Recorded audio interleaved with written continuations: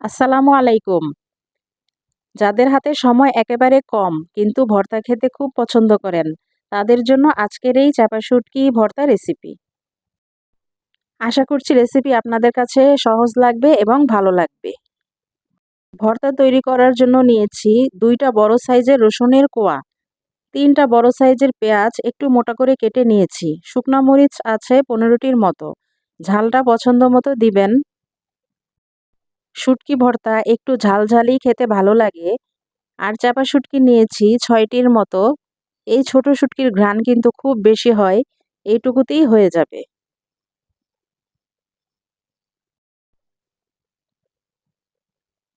এখন মরিচগুলোকে গরম পানি দিয়ে ভিজিয়ে রাখবো ১৫ মিনিটের মতো। এতে করে মরিচগুলো ফুলে নরম হয়ে যাবে। বেটে নেওয়ার সময় বা ব্লেন্ড করার সময় তাড়াতাড়ি মিহি হয়ে যাবে। চাপা শুটকিগুলোকে নর্মাল ট্যাপের পানি দিয়ে ভিজিয়ে রাখবো ১০ মিনিটের মতো। এতে করে শুটকি পরিষ্কার করতে সহজ হবে। ১০ থেকে ১২ মিনিট পর শুটকিগুলো পরিষ্কার করে নিব।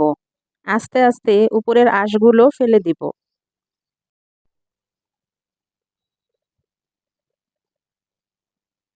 এভাবে করে সবগুলো শুটকি ভালোভাবে পরিষ্কার করে তারপর পানি দিয়ে ধুয়ে নিব।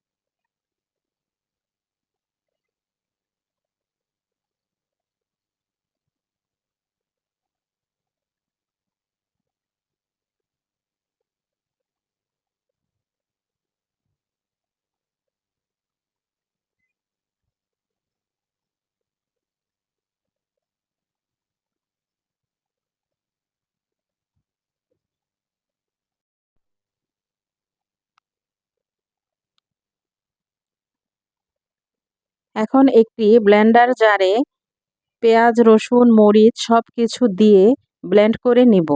চাইলে এই কাজটি পাটায় পিষে করা যাবে, সেক্ষেত্রে সময় বেশি লাগবে এবং কষ্টও হবে।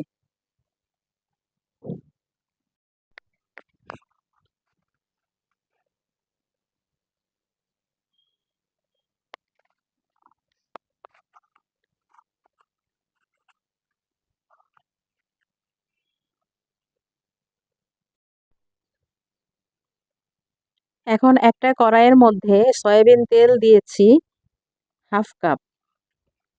চাপা শুটকির মধ্যে সরিষার তেল দিলে খেতে ভালো লাগে না। শুটকির যে নিজস্ব একটা গন্ধ থাকে, সেটি আর থাকে না। তাই সরিষার তেলটা আমি বলবো না দেওয়ার জন্য। তেল হালকা গরম হয়ে আসলে দিয়ে দিব আগে থেকে তৈরি করে রাখা মিশ্রণ। আর বাটিটা ধুয়ে অল্প পরিমাণ পানি দিব, বেশি পানি দেওয়া যাবে না। তারপর সবকিছু তেলের সাথে মিশিয়ে নিব। চুলার আঁচ থাকবে মিডিয়াম থেকে কম।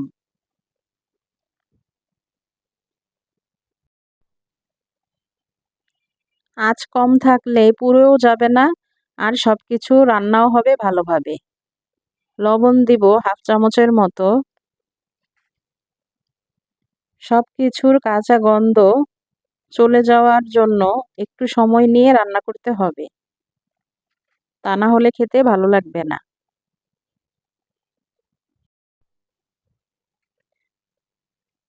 চুলার আঁচ লো করে দিয়ে ঢাকনা দিয়ে ঢেকে দিব ১০ মিনিট পর্যন্ত। কিন্তু নাড়াচাড়া বন্ধ করা যাবে না।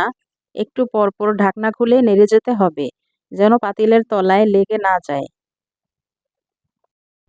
যখন পানি শুকিয়ে অল্প অল্প তেল বের হয়ে আসবে, তখন তৈরি হয়ে গেছে অসম্ভব মজার শুটকি ভর্তা। এখন চুলা থেকে নামিয়ে ফেলবো। এই ভর্তাটা এয়ারটাইট কোনো বক্সে করে ফ্রিজের নর্মাল চেম্বারে রেখে খেতে পারবেন অনেক দিন পর্যন্ত। আর নর্মাল তাপমাত্রায় রাখা যাবে 3 দিন পর্যন্ত। আপনারা এই লোভনীয় ভর্তাটা বাসায় ট্রাই করে দেখবেন। ভালো থাকবেন সবাই। রেসিপি ভালো লাগলে সাবস্ক্রাইব করে আমার এই ছোট চ্যানেলটির সাথেই থাকবেন।